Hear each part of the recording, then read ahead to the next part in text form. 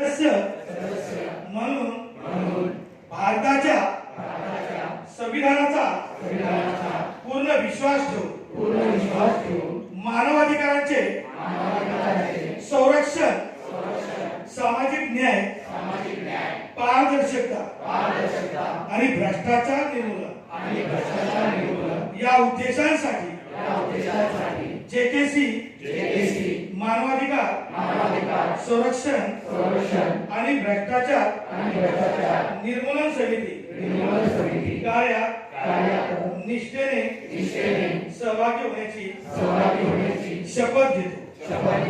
मी मानवतेची सेवा, न्यायाचे रक्षण आणि भ्रष्टाचार निर्मूलनासाठी